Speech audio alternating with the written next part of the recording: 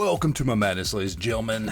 Today, well, are we going to do a review or a haul video, unboxing? I don't even know what you want to call today's video, but I picked up some old school 90s McFarlane figures for a really, really good deal.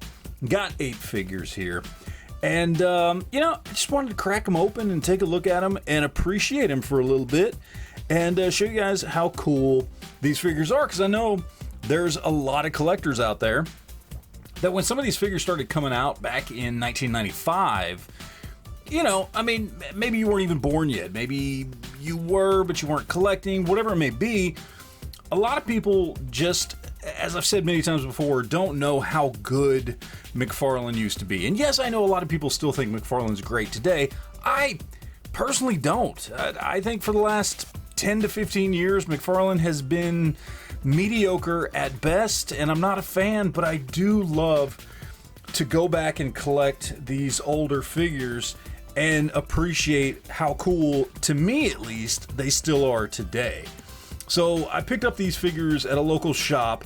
They were all marked for $5 a piece, and they were on 50% off clearance.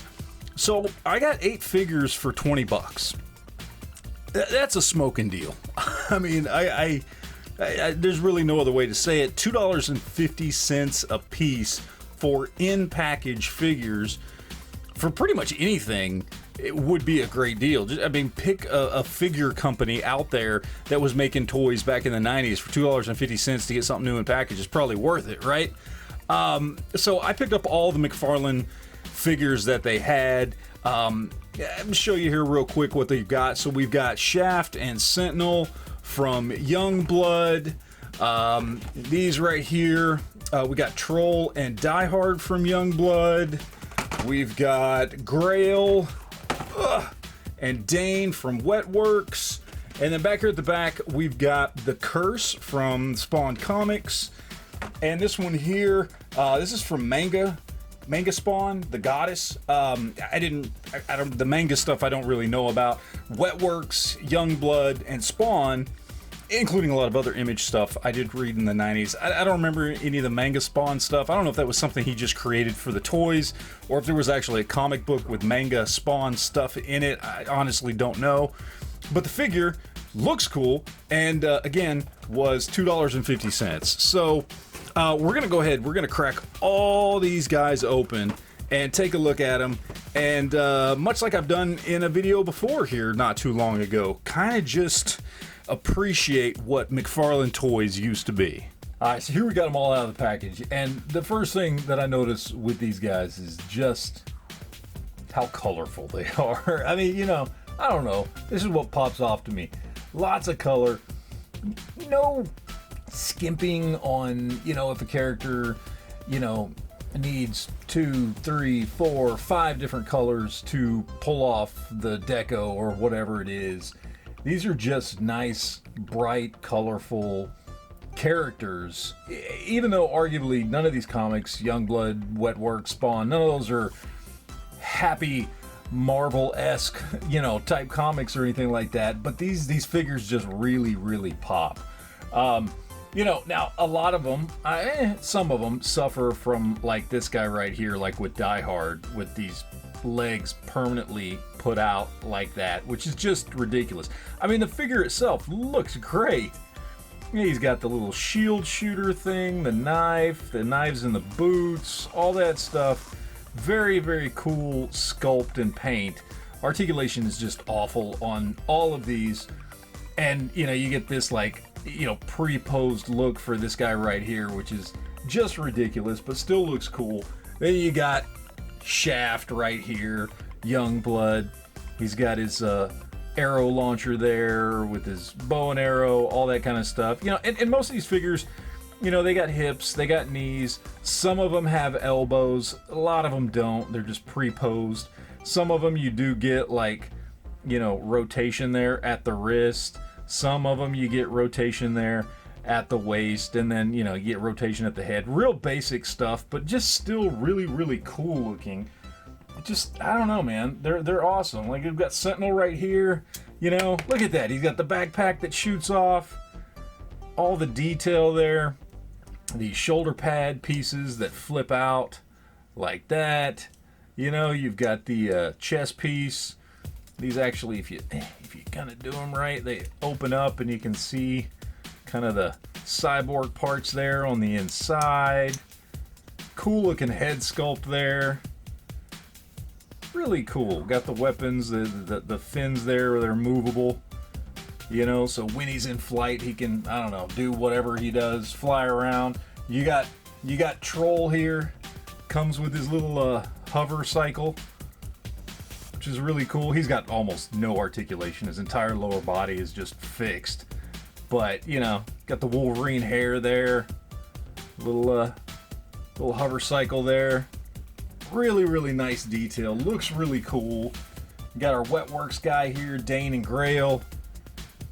This dude, oh, he looks... I wish we'd get some modern 6-inch scale Wetworks figures because their designs were awesome. It was one of my favorite Image comics. Wells Portasio did a fantastic job on the artwork for that book.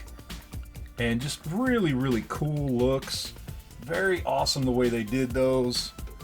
Grail here looks great. Again, articulation is just crap on these things, but like, look at that dude.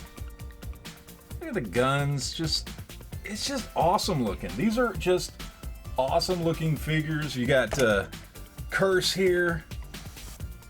You got multiple articulation there on the on his arm with the chainsaw that you can kind of make it move back and forth.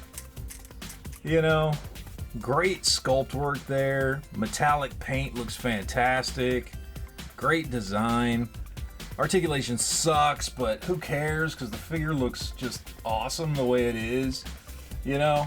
Like, it's just a really, really cool looking group of figures. You got, I don't know, Manga Lady Angelica, whatever she's supposed to be, with the fake real hair there.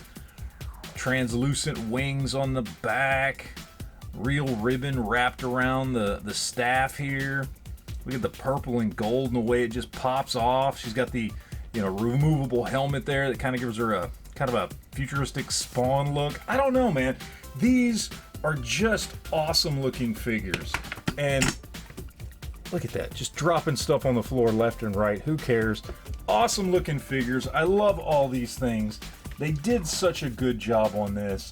And, you know, like I've said before, I know articulation on these things really is awful. But, I mean, for the time, most of these figures came out between 95 and 97. I think they all did, actually. And they are just so much fun, so cool, so much, you know, above and beyond anything else that other companies were doing at the time. And, you know, just that time and effort that McFarlane Toys put into their stuff at this point is just, when you compare what they were doing to what everybody else was doing at the time, and they were so far ahead of everybody else, it's one of the reasons why I'm disappointed when you look at what they're doing today versus everybody else, where, and I know some of you guys will disagree, but, you know, arguably Marvel Legends, Hasbro is doing way better stuff with articulation and paint and sculpt and all this stuff than, you know, McFarlane is, at least with things like their, you know, DC Multiverse line.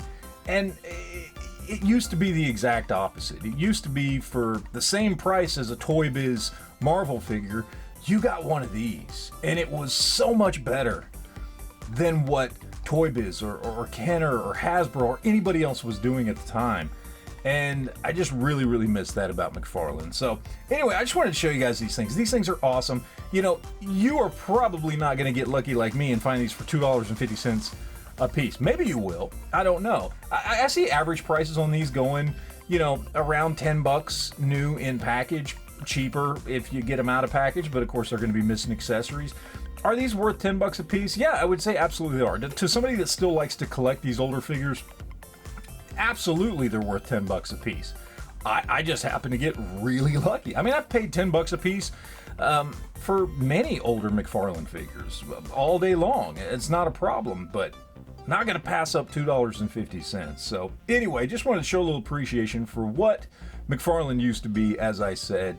And, you know, maybe someday, maybe with him losing the DC license, it will push him and the company into getting back to more stuff like this. And obviously not old articulation, but just really focusing on things that make them stand out above what everybody else is doing. That's what I want to see McFarlane get back to, and hopefully they will be able to do that.